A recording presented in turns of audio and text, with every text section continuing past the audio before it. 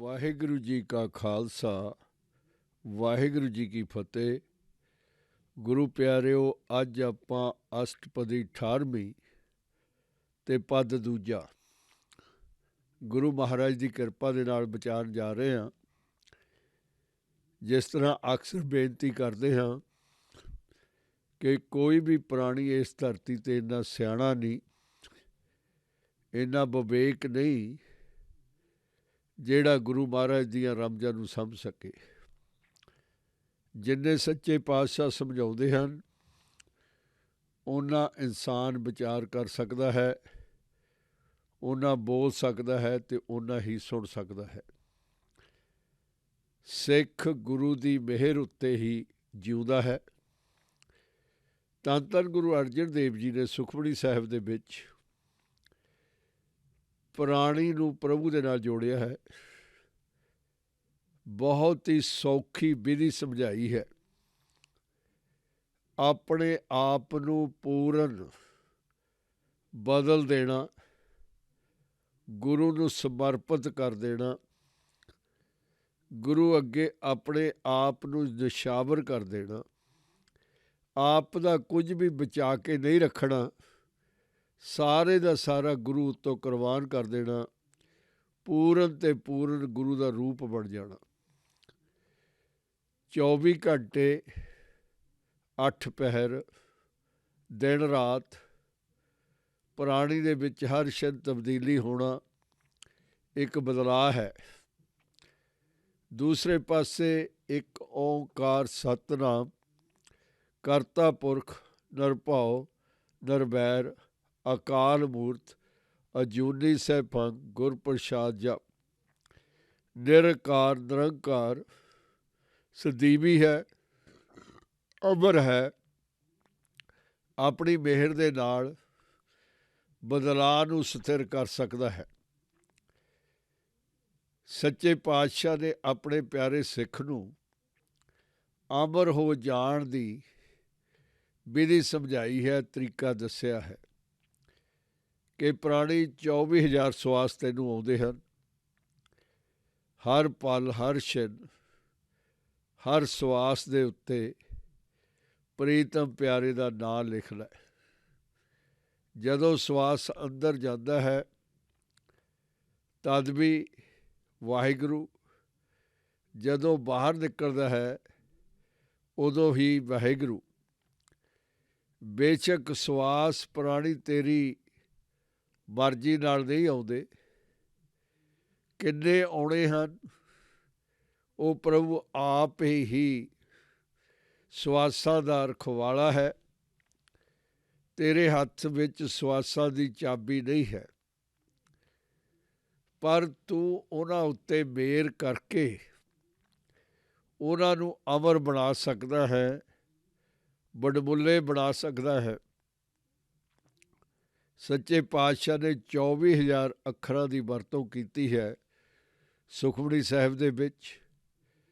1,000 ਅੱਖਰ ਇੱਕ ਅਸ਼ਟਪਦੀ ਦੇ ਵਿੱਚ, ਜਾਣੀ 8 ਪਦਾਂ ਦੇ ਵਿੱਚ 1,000 ਅੱਖਰ।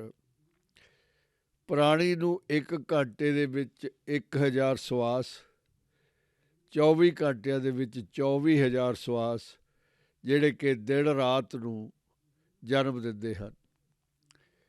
ਜੇ ਸੁਭਾਅ ਬਦਲ ਲਿਆ ਜਾਵੇ, ਜਿਹੜਾ ਕਿ ਮਾਇਆ ਦੀ ਰੌਚਕਤਾ ਦੇ ਨਾਲ ਉਲਟੇ ਪਾਸੇ ਤੁਰ ਪਿਆ, ਤਾਂ ਪ੍ਰੀਤਮ ਦਾ ਜਿਹੜਾ ਆਦੇਸ਼ ਹੈ ਪ੍ਰਭੂ ਦੇ ਨਾਲ ਜੋੜਨ ਦਾ, ਉਹ ਪ੍ਰਾਣੀ ਆਪਣੇ ਲਈ ਵਡਮੁੱਲਾ ਸਿੱਧ ਕਰ ਸਕਦਾ ਹੈ। ਗੁਰੂ ਪਿਆਰਿਓ, ਧੰਨ ਧੰਨ ਗੁਰੂ ਅਰਜਨ ਦੇਵ ਜੀ ਨੇ ਸੁਖਮਨੀ ਸਾਹਿਬ ਦੇ ਵਿੱਚ 3 ਪ੍ਰਮੁੱਖ ਵਿਸ਼ੇ ਚੁਣੇ ਹਨ। ਇੱਕ ਪ੍ਰਭੂ ਦੀ ਮਹਿਮਾ, ਪ੍ਰਭੂ ਦਾ ਗੀਤ ਗਾਇਆ ਹੈ ਮਿਠਾਸ ਨਾਲ, ਬੇਸ਼ੁਮਾਰ ਉਸਤਤ ਕੀਤੀ ਹੈ ਦਾਤੇ ਦੀ। ਦੂਸਰਾ, ਪਿਆਰੇ ਗੁਰੂ ਦੇ ਵਾਹਿਗੁਰੂ ਦੇ ਦੁਲਾਰੇ ਜਨ ਸੇਵਕ ਦਾਸ, ਉਹਨਾਂ ਦਾ ਰੁਤਬਾ ਬੜਾ ਉੱਚਾ ਦਰਸਾਇਆ ਹੈ। ਪ੍ਰਭੂ ਦਾ ਰੂਪ ਹੀ ਬਣ ਜਾਂਦੇ ਹਨ ਉਹਦੀ ਕਿਰਪਾ ਨਾਲ। ਤੀਸਰਾ, ਜਿਹੜੇ ਲੋਕ ਗੁਰੂ ਦੇ ਪਿਆਰਿਆਂ ਦੀ ਨਿੰਦਿਆ ਕਰਦੇ ਹਨ, ਰਸਨਾ ਦੇ ਸਵਾਦ ਲਈ ਭਗਤਾਂ ਉੱਤੇ ਨੋਕ ਟੋਕ ਕਰਦੇ ਹਨ, ਉਹਨਾਂ ਨੂੰ ਜਲੀਲ ਕਰਦੇ ਹਨ, ਸੱਚੇ ਪਾਤਸ਼ਾਹ ਨੇ ਉਹਨਾਂ ਬਾਰੇ ਉਹਨਾਂ ਦਾ ਬਣਦਾ ਅਸਥਾਨ ਦੱਸਿਆ ਹੈ। ਉਹਨਾਂ ਨੂੰ ਸੰਬੋਧਨ ਕਰਦੇ ਹੋਏ ਪ੍ਰੀਤਮ ਪਿਆਰੇ ਸਮਝਾਉਂਦੇ ਹਨ ਕਿ ਇਹ ਲੋਕ ਹੈ ਜਿਹੜੇ ਨਾ ਮਰੇ ਹੈ ਨਾ ਜਿਉਂਦੇ ਹੈ,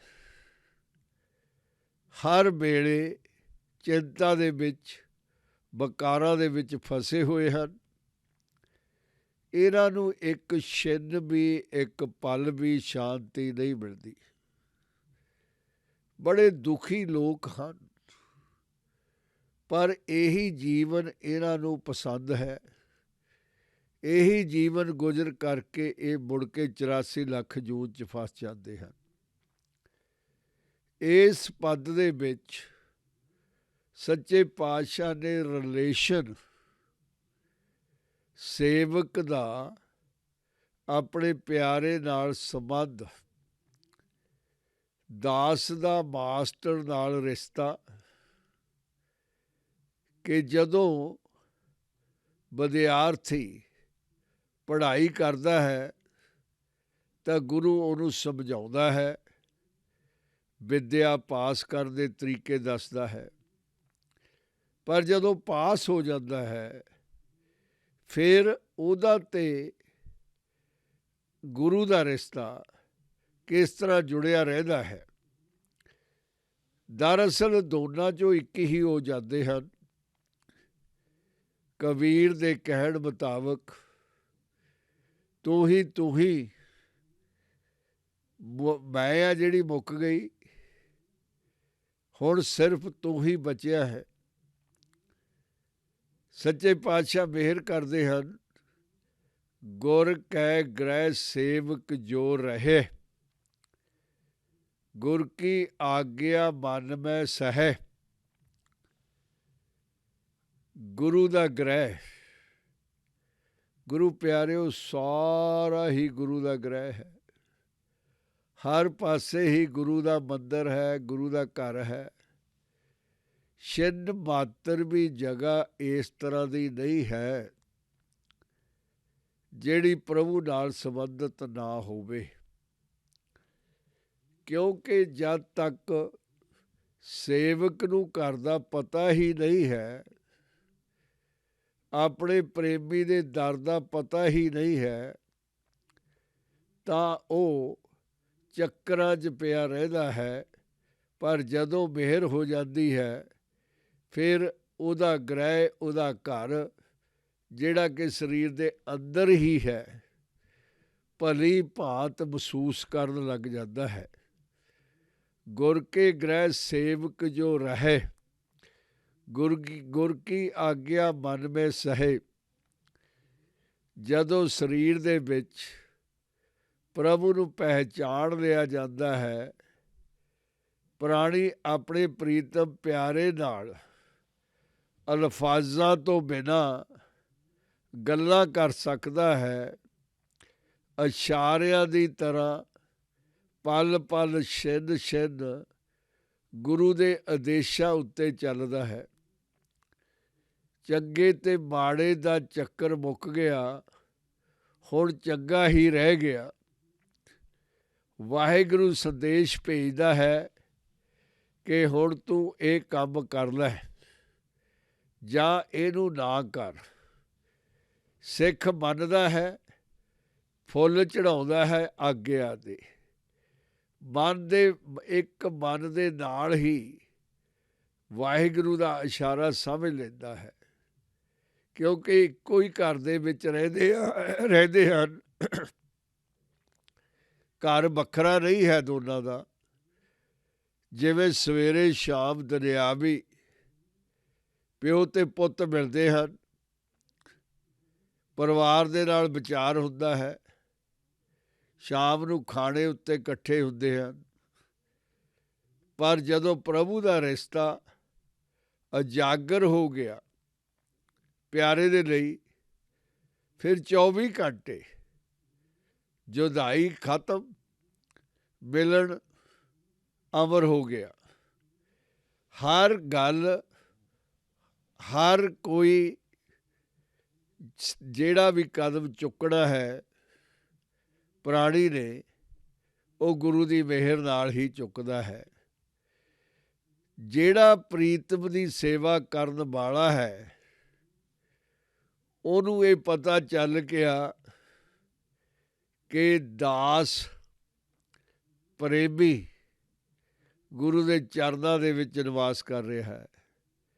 ਜਿਹੜਾ ਵੀ ਗੁਰੂ ਮਹਾਰਾਜ ਨੇ ਆਪਣੇ ਹੁਕਮ ਕਰਨਾ ਹੈ, ਉਹ ਦਿਲੋਂ ਢਿੱਡੋਂ ਮੰਨਣਾ ਹੀ ਹੈ। ਆਪਸ ਕੋ ਕਰ ਕਿਛ ਨਾ ਜਨਾਵੈ, ਹਰ ਹਰ ਨਾਮ ਹਿਰਦੈ ਸਦ ਧਿਆਵੈ। ਫਿਰ ਆਪਣੇ ਆਪ ਨੂੰ ਕੀ ਸਮਝਣਾ, ਆਪਾਂ ਤਾਂ ਮੁੱਕ ਹੀ ਗਿਆ। ਮੈਂ ਖਤਮ ਹੋ ਗਈ, ਸੋਭਾ ਕਿਤੇ ਚਲੇ ਗਈ। ਜਦੋਂ ਪਲ ਪਲ ਦੇ ਲਈ ਆਪਣੇ ਨੂੰ ਵੱਡਾ ਕਰਕੇ ਦੱਸਣ ਦੀ ਲਾਲਸਾ ਸੀ, ਇਹ ਮੌਕਾ ਲੱਭਿਆ ਜਾਂਦਾ ਸੀ ਕਿ ਕਦੋਂ ਮੈਨੂੰ ਥੋੜ੍ਹੀ ਜਿਹੀ ਹੋਰ ਪ੍ਰਮੋਸ਼ਨ ਮਿਲ ਜਾਵੇ। ਲੋਕਾਂ ਦਾ ਮੇਰੇ ਵੱਲ ਧਿਆਨ ਕਿਵੇਂ ਆ ਸਕਦਾ ਹੈ?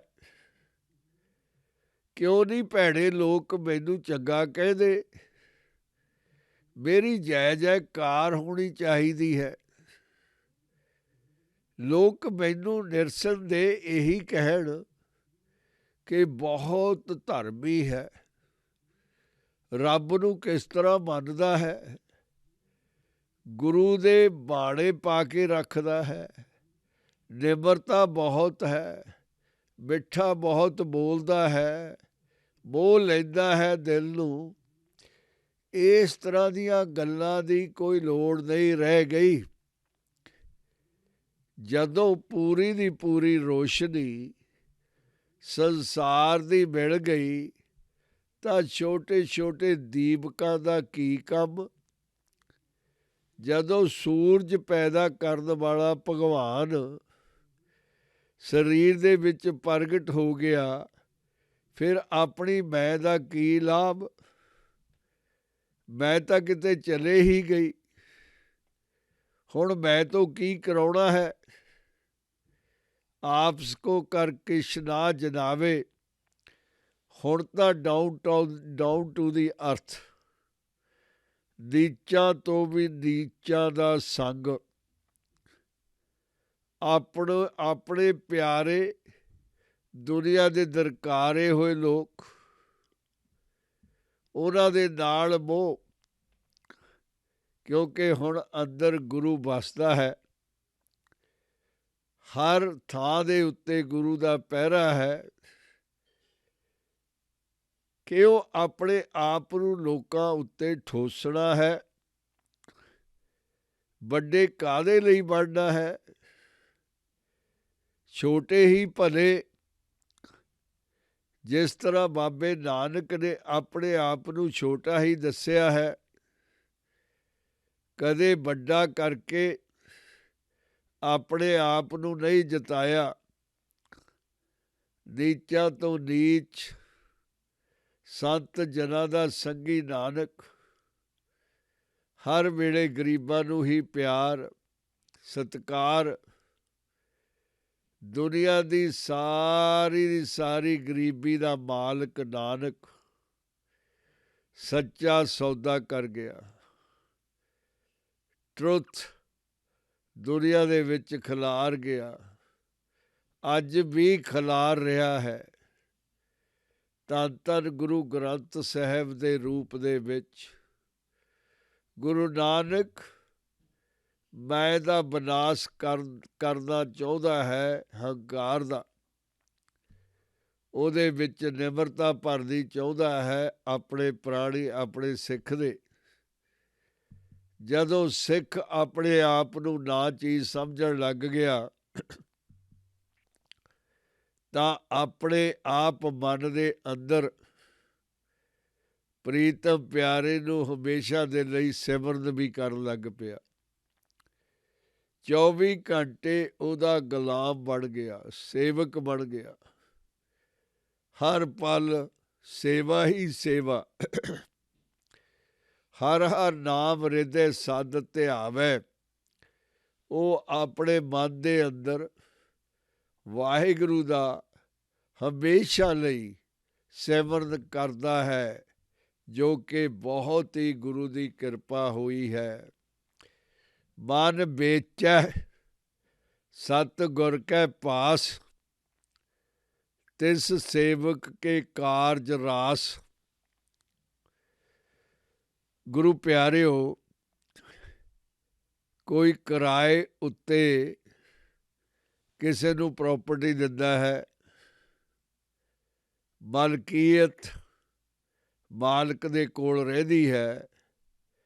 ਕਿਰਾਏ ਵਾਲਾ ਸਿਰਫ ਉਸ ਪ੍ਰਾਪਰਟੀ ਨੂੰ ਵਰਤ ਸਕਦਾ ਹੈ, ਥੋੜ੍ਹਾ ਗੁਜ਼ਰ ਉੱਥੇ ਕਰ ਸਕਦਾ ਹੈ, ਰਹਿ ਸਕਦਾ ਹੈ, ਛੋਟੀ ਮੋਟੀ ਰਿਪੇਅਰ ਵੀ ਕਰਵਾ ਸਕਦਾ ਹੈ, ਪਰ ਨਾ ਉਸ ਮਾਲਕ ਦਾ ਹੀ ਵੱਜੇਗਾ ਕਿ ਇਹ ਪ੍ਰਾਪਰਟੀ ਉਸ ਦੀ ਹੀ ਹੈ, ਕਿਉਂਕਿ ਉਹਨੇ ਕਿਰਾਏ ਉੱਤੇ ਦਿੱਤੀ ਹੈ। ਜੇ ਵੇਚ ਦੇਵੇ, ਸੈੱਲ ਕਰ ਦੇਵੇ, ਡੀਡ ਆਫ ਟਰਸਟ ਵਿਸ਼ਵਾਸ ਦੀ ਵੱਡੀ ਮਲਕੀਅਤ ਦੂਜੇ ਨੂੰ ਸੰਭਾਲ ਦੇਵੇ, ਫਿਰ ਉਹਦਾ ਕੋਈ ਅਧਿਕਾਰ ਨਹੀਂ ਰਹਿੰਦਾ। ਸੱਚੇ ਪਾਤਸ਼ਾਹ ਮਿਹਰ ਕਰਦੇ ਹਨ ਕਿ ਸਿੱਖ ਜਿਹਦੇ ਵਿੱਚੋਂ ਲਾਲਸਾ ਮੁੱਕ ਚੁੱਕੀ ਹੈ, ਆਪਣੇ ਆਪ ਨੂੰ ਵੱਡਾ ਦਿਖਾਉਣਾ ਸੋਚਣਾ ਵੀ ਉਚਿਤ ਨਹੀਂ ਹੈ, ਉਹਨੇ ਪਹਿਲਾਂ ਹੀ ਸਿਰ ਸਤਿਗੁਰ ਨੂੰ ਵੇਚ ਦਿੱਤਾ, ਭੇਟ ਕਰ ਦਿੱਤਾ, ਕੁਝ ਨਹੀਂ ਬਚਾਇਆ। 13 ਅਪ੍ਰੈਲ 1699 ਬਹੁਤ ਵੱਡਾ ਇਕੱਠ ਗੁਰੂ ਦੇ ਪਿਆਰਿਆਂ ਦਾ, ਸਤਿਕਾਰਿਆਂ ਦਾ। ਧੰਨ ਧੰਨ ਕਲਗੀਆਂ ਵਾਲੇ ਨੇ ਅੱਜ ਕੋਈ ਕੌਤਕ ਰਚਣਾ ਹੈ, ਇਤਿਹਾਸ ਸਿਰਜਣਾ ਹੈ। ਅੱਜ ਸੱਚੇ ਪਾਤਸ਼ਾਹ ਦੇ ਚਿਹਰੇ ਉੱਤੇ ਜਲਾਲ ਹੈ, ਅੱਖਾਂ ਦੀ ਲਾਲੀ। ਸੱਚੇ ਪਾਤਸ਼ਾਹ ਦੀਆਂ ਅੱਖਾਂ ਦਾ ਤੇਜ। ਸੱਚੇ ਪਾਤਸ਼ਾਹ ਅੱਜ ਕੁਝ ਸੋਚ ਸੋਚ ਕੇ ਪੰਡਾਲ ਦੇ ਵਿੱਚ ਆਏ ਹਨ। ਜਦੋਂ ਸੰਗਤਾਂ ਜੁੜ ਗਈਆਂ ਤਾਂ ਆਪਣੇ ਪ੍ਰੀਤਮ ਪਿਆਰੇ ਦੀ ਆਵਾਜ਼ ਨੂੰ ਤਰਸ ਰਹੀਆਂ ਨੇ ਕਿ ਸਤਿਗੁਰ ਕੋਈ ਉਦੇਸ਼ ਦੇਣ।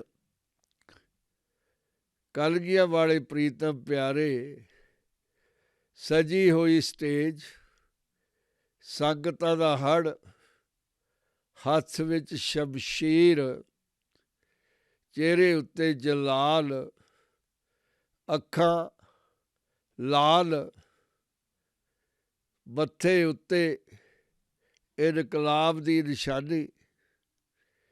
ਅੱਜ ਮੈਨੂੰ ਕਿਸੇ ਸਿਰ ਦੀ ਲੋੜ ਹੈ, ਮੈਨੂੰ ਕੋਈ ਪ੍ਰਾਣੀ ਦੇ ਸਿਰ ਦੀ ਲੋੜ ਹੈ। ਸੱਚੇ ਪਾਤਸ਼ਾਹ ਨੇ ਸੰਬੋਧਨ ਹੁੰਦੇ ਸੰਗਤਾਂ ਨੂੰ ਕਿਹਾ, ਨਾਲ ਹੀ ਸ਼ਮਸ਼ੀਰ ਹਵਾ ਦੇ ਵਿੱਚ ਲਹਿਰਾਈ। ਗੁਰੂ ਪਿਆਰਿਓ, ਸਨਾਟਾ ਛਾ ਗਿਆ। ਜਿਹੜੇ ਲੋਕ ਰਿਵਾਜੀ ਹਨ, ਉਹਨਾਂ ਨੇ ਕੀ ਉੱਠਣਾ ਸੀ। ਫਿਰ ਹਿੰਮਤ ਕਰਕੇ ਪਹਿਲਾ ਪਿਆਰਾ ਉੱਠਿਆ, ਸਤਿਗੁਰੂ ਇਹ ਸਰੀਰ ਤੁਹਾਡਾ ਹੀ ਹੈ, ਸਿਰ ਤਾਂ ਕਦੋਂ ਦੇ ਚੁੱਕੇ ਹਾਂ ਤੁਹਾਨੂੰ, ਮਾਫ਼ ਕਰਨਾ ਲੇਟ ਹੋ ਗਿਆ। ਇਹ ਸਰੀਰ ਤੁਹਾਨੂੰ ਬਹੁਤ ਦੇਰ ਪਹਿਲਾਂ ਸੌਂਪ ਚੁੱਕੇ ਹਾਂ। ਪ੍ਰੀਤਮ ਪਿਆਰੇ ਨੇ ਆਪਣੇ ਪਿਆਰੇ ਨੂੰ ਤੰਬੂ ਦੇ ਵਿੱਚ ਲਿਜਾ ਕੇ ਸਿਰ ਧੜ ਨਾਲੋਂ ਜੁਦਾ ਕਰ ਦਿੱਤਾ। ਫਿਰ ਦੁਬਾਰਾ ਸਟੇਜ ਉੱਤੇ ਆਏ। ਉਹੀ ਕੌਤਕ 5 ਵੇਰ ਰਚਿਆ ਗਿਆ। ਫਿਰ ਸਾਰੇ ਦੇ ਸਾਰੇ ਪਿਆਰੇ 5 ਪਿਆਰੇ ਸੱਚੇ ਪਾਤਸ਼ਾਹ ਨੇ ਆਪਣੇ ਨਾਲ ਭਰੀ ਸੰਗਤ ਦੇ ਵਿੱਚ ਲੈ ਕੇ ਆਂਦੇ ਤੇ ਉਹਨਾਂ ਨੂੰ ਆਪਣੇ ਪਿਆਰੇ ਬਣਾ ਕੇ ਫਿਰ ਅੱਗੇ ਉਹਨਾਂ ਦੇ ਬੇਨਤੀ ਕੀਤੀ ਕਿ ਹੁਣ ਤੁਸੀਂ ਮੈਨੂੰ ਆਪਣਾ ਪਿਆਰਾ ਬਣਾ ਲਵੋ। ਜਿਹੜਾ ਖੱਡੇ ਬਾਟੇ ਦਾ ਅੰਮ੍ਰਿਤ ਤੁਸੀਂ ਛਕਿਆ ਹੈ, ਮੇਰੇ ਉੱਤੇ ਵੀ ਕਿਰਪਾ ਕਰ ਦਿਓ। ਅਪਾਰ ਮਿਹਰ। ਗੁਰੂ ਮਹਾਰਾਜ, ਤੁਸੀਂ ਸਾਡਾ ਸੀਸ ਲਿਆ ਹੈ। ਸਾਨੂੰ ਕੀ ਮਿਲੇਗਾ ਇਸ ਅੰਮ੍ਰਿਤ ਦੀ ਬਖਸ਼ਿਸ਼ ਜਦੋਂ ਤੁਸੀਂ ਗੁਰੂ ਹੋ ਕੇ ਪ੍ਰਾਪਤ ਕਰ ਲਵੋਗੇ। ਮੁਸਕਰਾ ਕੇ ਕਲਗੀਆਂ ਵਾਲੇ ਪਿਤਾ ਜੀ ਚੋਜੀ ਪ੍ਰੀਤਮ ਕਹਿਣ ਲੱਗੇ, ਪਿਆਰਿਓ, ਕੁਝ ਵੀ ਨਹੀਂ ਰੱਖਾਂਗਾ, ਸਾਰਾ ਕੁਝ ਹੀ ਬਾਰ ਦੇਵਾਂਗਾ। ਤੁਹਾਡੇ ਇਸ ਆਬੇ ਹਯਾਤ ਤੋਂ ਉੱਤੋਂ ਮੇਰਾ ਕੁਝ ਵੀ ਨਹੀਂ, ਸਾਰਾ ਹੀ ਪੰਥ ਖਾਲਸੇ ਦਾ ਹੈ। ਗੁਰੂ ਪਿਆਰਿਓ, ਗੁਰ ਕੀ ਆਗਿਆ ਮਨ ਮੇ ਸਹੇ, ਉਹ ਆਰਡਰ ਹੈ ਜਿਹੜਾ ਗੁਰੂ ਦਾ ਹਰ ਵੇਲੇ ਮੰਨਦਾ ਹੈ।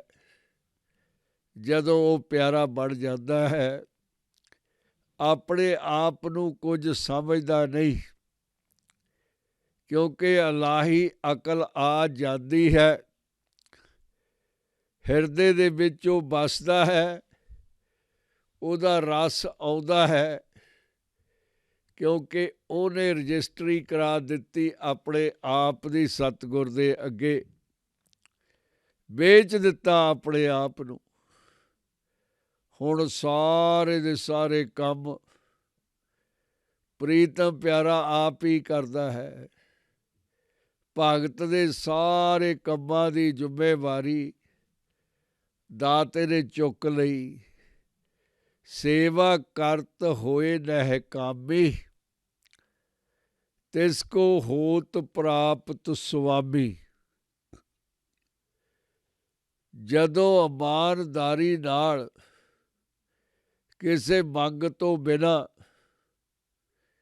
ਪਿਆਰਾ ਸੇਵਾ ਕਰਦਾ ਹੈ, ਨਫਰੀ ਚਾਕਰੀ ਕਰਦਾ ਹੈ, ਬਿਨਾਂ ਲੋੜ ਤੋਂ, ਕੋਈ ਵੀ ਉਹਦੀ ਲੋੜ ਨਹੀਂ ਹੈ, ਸੇਵਾ ਕਰਤ ਹੋਏ ਨਹਿ ਕਾਮੀ, ਨਿਸਕਾਮ ਤਿਆਗੀ, ਕੁਝ ਵੀ ਨਹੀਂ ਚਾਹੁੰਦਾ, ਤਿਸ ਕੋ ਹੋਤ ਪ੍ਰਾਪਤ ਸੁਆਮੀ, ਉਹ ਬਖਸ਼ਣਹਾਰ ਆਪਣੇ ਨੂੰ ਅਪਣਾ ਲੈਂਦਾ ਹੈ, ਹਮੇਸ਼ਾ ਦੇ ਲਈ ਆਪਣਾ ਬਣਾ ਲੈਂਦਾ ਹੈ।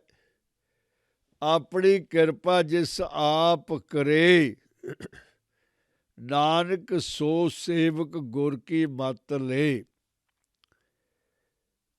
ਜਿਹੜਾ ਉਹਦੀ ਕਿਰਪਾ ਦੇ ਥੱਲੇ ਆ ਜਾਂਦਾ ਹੈ, ਮਿਹਰ ਥੱਲੇ ਆ ਜਾਂਦਾ ਹੈ, ਉਹ ਭਾਗਾਂ ਵਾਲਾ ਹੈ। ਗੁਰੂ ਜੀ ਨੇ ਤਾਰ ਦਿੱਤਾ ਉਹਨੂੰ, ਆਪਣੇ ਨੌਕਰ ਨੂੰ, ਆਪਣੇ ਦਾਸ ਨੂੰ, ਕਿਉਂਕਿ ਉਹਨੇ ਆਪਣੀ ਅਕਲ ਦਾ ਜੱਬ ਨਹੀਂ ਪਾਇਆ, ਉਹਨੇ ਆਪਣੀ ਅਕਲ ਦਿਖਾਈ ਨਹੀਂ, ਨੀਵੀਂ ਹੀ ਪਾਈ ਹੈ ਕਿ ਮੇਰੇ ਕੋਲ ਕੁਝ ਹੈ ਹੀ ਨਹੀਂ। ਗੁਰੂ ਨੇ ਉਹਦਾ ਸ਼ਰਮਾਇਆ ਸੁਭਾਅ ਸਮਝ ਲਿਆ ਤੇ ਉਹਨੂੰ ਸਾਰਾ ਕੁਝ ਬਖਸ਼ ਦਿੱਤਾ, ਸਾਰਾ ਕੁਝ ਉਹਨੂੰ ਦੇ ਦਿੱਤਾ, ਡਰ ਉਹਦਾ ਚੁੱਕਿਆ ਗਿਆ। ਸੱਚੇ ਪਾਤਸ਼ਾਹ ਮਿਹਰ ਕਰਦੇ, ਆਪਣੀ ਕਿਰਪਾ ਜਿਸ ਆਪ ਕਰੇ ਉਹਨੇ, ਅਕਾਲ ਪੁਰਖ ਨੇ ਆਪਣੀ ਕਿਰਪਾ ਕਰਕੇ ਆਪ ਦੀ ਮੱਤ ਪ੍ਰੇਮੀ ਦੀ ਮੱਤ ਨਾਲੋਂ ਭਾਰੂ ਕਰ ਦਿੱਤੀ, ਤਾਂ ਕਿ ਉਹ ਡੁੱਲੇ ਨਾ, ਸਦੀਵੀ ਬਣ ਜਾਵੇ। ਨਾਨਕ ਸੋ ਸੇਵਕ ਗੁਰ ਕੀ ਮੱਤ ਲੈ। ਆਪਣੀ ਮੱਤ ਛੱਡ ਦਿੱਤੀ, ਗੁਰੂ ਦੀ ਮੱਤ ਪ੍ਰਾਪਤ ਕਰ ਲਈ। ਫਿਰ ਅੰਤਰ ਕੈਸਾ, ਫਿਰ ਤਾਂ ਜਗ੍ਹਾ ਕੋਈ ਰਹੀ ਨਹੀਂ, ਸਾਰੇ ਦਾ ਸਾਰਾ ਰੂਪ ਪਰਮੇਸ਼ਰ ਦਾ ਆਪ ਹੀ ਬਣ ਗਿਆ ਸੇਵਕ। ਗੁਰੂ ਪਿਆਰਿਓ, ਆਪਾਂ ਇੱਕ ਵੇਰ ਇਸੇ ਪਦ ਨੂੰ ਅੰਗਰੇਜ਼ੀ ਦੇ ਵਿੱਚ ਵਿਚਾਰ ਲਈਏ। ਸੱਚੇ ਪਾਤਸ਼ਾਹ ਦੀ ਮਿਹਰ ਦੇ ਨਾਲ, ਗੁਰ ਕੈ ਗ੍ਰਹਿ ਸੇਵਕ ਜੋ ਰਹੇ, the servant who lives in Guru's house, गुर की आज्ञा मन में सहे, should heartily obey Guru's command। आपस को कर किश ना जनावे, हर हर नाम हृदय साध ध्यावे। He ought not to show himself, not to show his ego anywhere. He ought not to show up, not to show himself, not to show his material, not to show his manpower, just show kindness, humbleness, politeness. He ought not to show himself in any way। आपस को कर किश ना जनावे, हर हर नाम हृदय साध ध्यावे। In his mind, he should ever meditate on Lord's name. He who sells his soul to the true Guru, the affairs of that slave are set right। हर हर नाम हृदय साध ध्यावे। In his mind, he should ever meditate on God's name। मन बेचै सतगुर कै पास, तिस सेवक के कारज रास। He who sells his soul to the true Guru, the affairs of that slave are set all right। It is a great mercy of Lord that he recognized his slave in his feet। Now everything lover of God thinks, Jan of Lord thinks, that happens same way। सेवा करत होए नह कामी। He who performs Guru's service without desire for reward attains to Lord। He recognizes him, now lover and beloved are staying together। They don't care what people say, their mind is set, God is in their company, God dictates them। So that is the real heaven। अपनी कृपा जिस आप करे, God himself showers his grace। He always gives his wisdom। Do this way, that is the correct way। His advice is very humble. God's advice is very, very straightforward. But now, slave, learn the lesson that it is more trouble to accept himself as a leader. He don't want to become act of ego. ਆਪਣੀ ਕਿਰਪਾ ਜਿਸ ਆਪ ਕਰੇ. Now, the lover of God, Sikh needs personal help from God. Straight right. Lover of God, do not trust his wisdom anymore. He already understood that every talk comes from Lord. Guru is the mission of that learner. Nanak so sevak gur ki mat le. Now he became Gurmukh.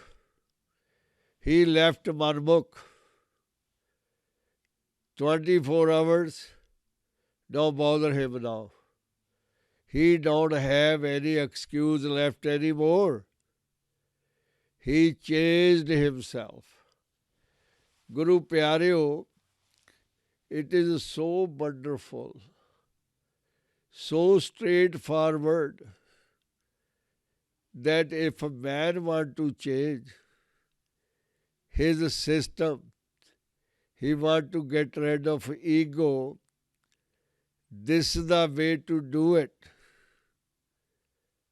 Find the home of Lord.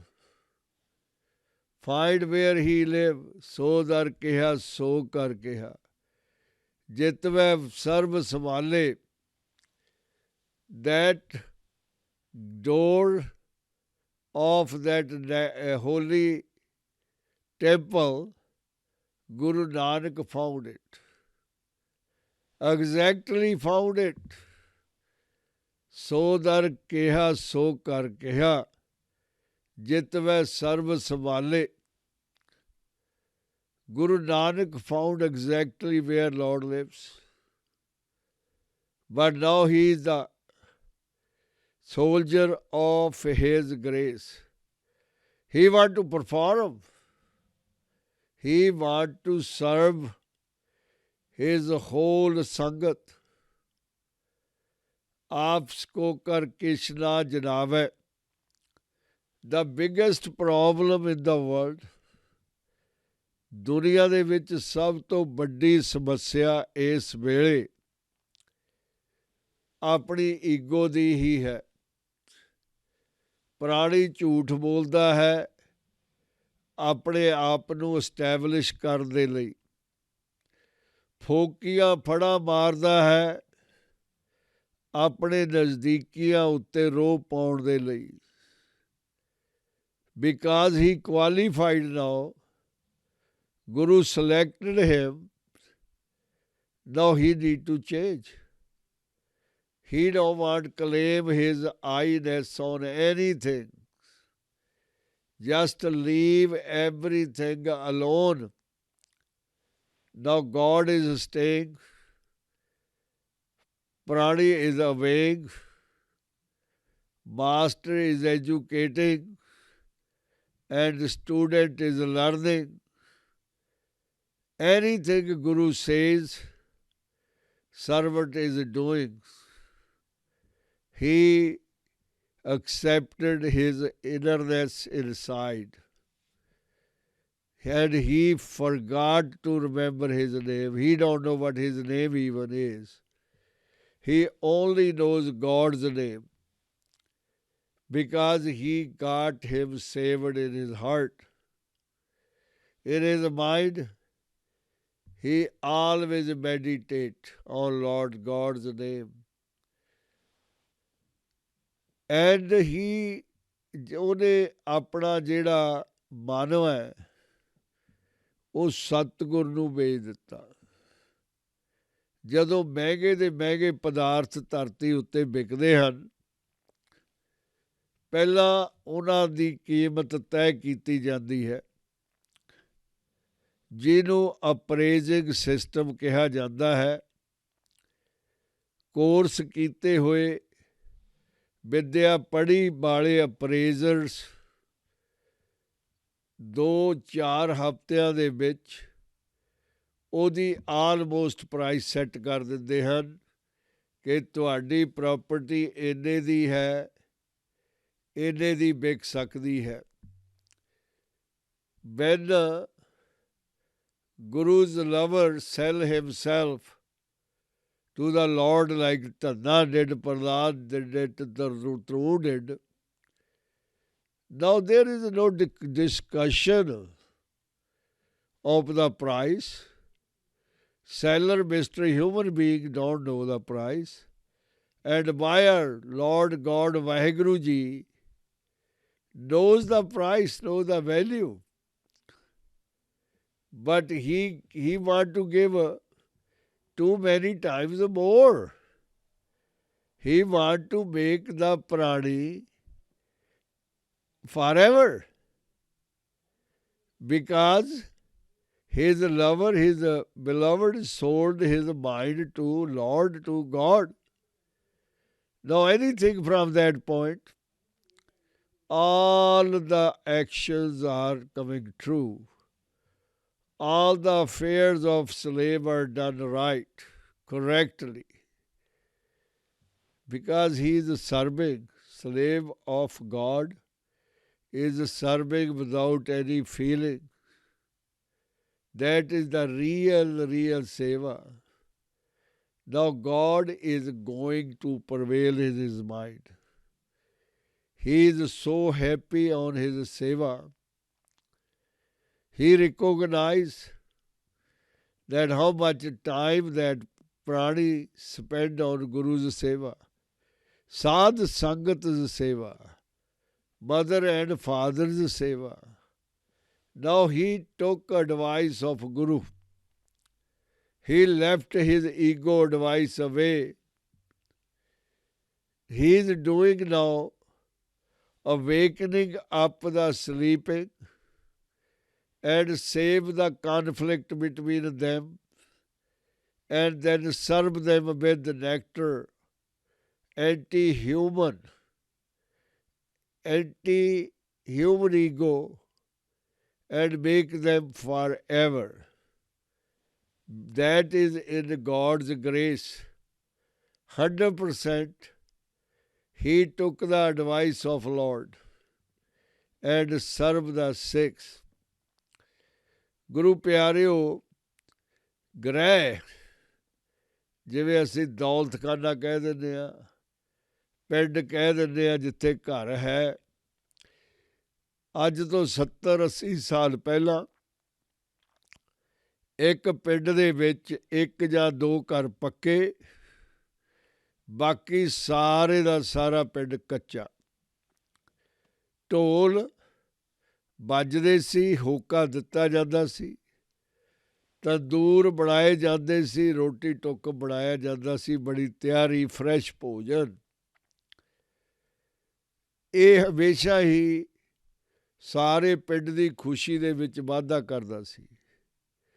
ਚਾਹੇ ਕਿਸੇ ਦੀ ਬੱਚੀ ਦਾ ਵਿਆਹ ਹੋਵੇ ਤਾਂ ਸਾਰੇ ਪਿੰਡ ਦਾ ਹੀ ਹੁੰਦਾ ਸੀ ਕਿ ਇਹ ਜਿਹੜਾ ਸਮਾਗਮ ਹੈ ਸਾਰਿਆਂ ਦੀ ਧੀ ਦਾ ਹੈ। It was so polite humbleness among the 5 ਪਿਆਰਾਸ. They are spreading holy divine nectar on everybody. ਹਰ ਹਰ ਨਾਮ ਹਿਰਦੇ ਸਦ ਧਿਆਵੇ.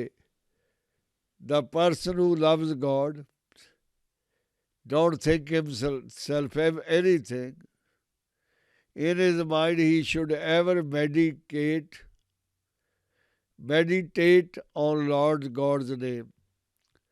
ਮਨ ਵੇਚੈ ਸਤਿਗੁਰ ਕੈ ਪਾਸ, ਤਿਸ ਸੇਵਕ ਕੇ ਕਾਰਜ ਰਾਸ.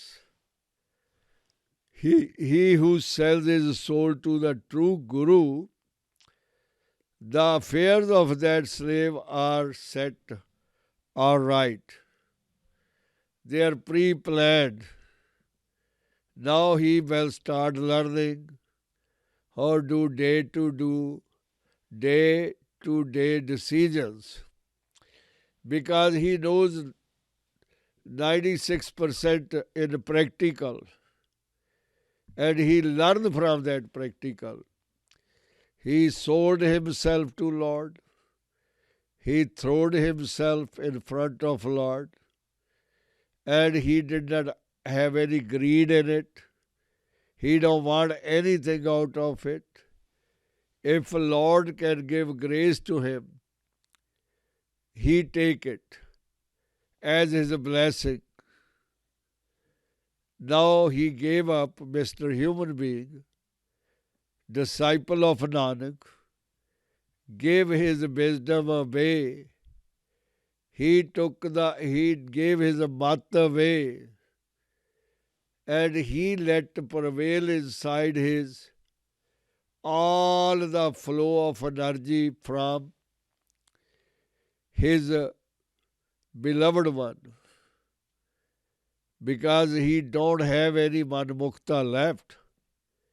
Everything is Guru's. 20 बिस्वे गुर का मन माने, सो सेवक परमेश्वर की गत जाने. 100% sacrifice on Lord. Then with blink of eyes, he gave him everything. गुरु प्यारिओ, परमेश्वर किन्ना दयाल है, किन्ना किरपाल है. हर कुछ अपने सिख उत्तर निछावर करता है. सिख दा मान रखदा है, ताण रखदा है, ताकि उहदा मन डुल ना जावे. ਉਹ ਆਪਣੀ ਮਿਹਰ, ਆਪਣੀ ਨਿਮਰਤਾ ਦੇ ਨਾਲ ਸੰਗਤਾਂ ਦੀ ਸੇਵਾ ਕਰਦਾ ਰਹੇ, ਮਿਹਰ ਕਰਦਾ ਰਹੇ. ਗੁਰੂ ਨੇ ਮਿਹਰ ਪ੍ਰਾਣੀ ਉੱਤੇ ਕੀਤੀ, ਪ੍ਰਾਣੀ ਨੇ ਸੰਗੀਆਂ ਉੱਤੇ ਕੀਤੀ. ਦੋਨੇ ਪਾਸੇ ਹੀ ਤਰ ਗਏ, ਤੈਰ ਗਏ. ਗੁਰੂ ਪਿਆਰਿਓ, ਅੱਜ ਇੰਨਾ ਹੀ. ਸੱਚੇ ਪਾਤਸ਼ਾਹ ਮਿਹਰ ਕਰਨ. ਵਾਹਿਗੁਰੂ ਜੀ ਕਾ ਖਾਲਸਾ, ਵਾਹਿਗੁਰੂ ਜੀ ਕੀ ਫਤਿਹ.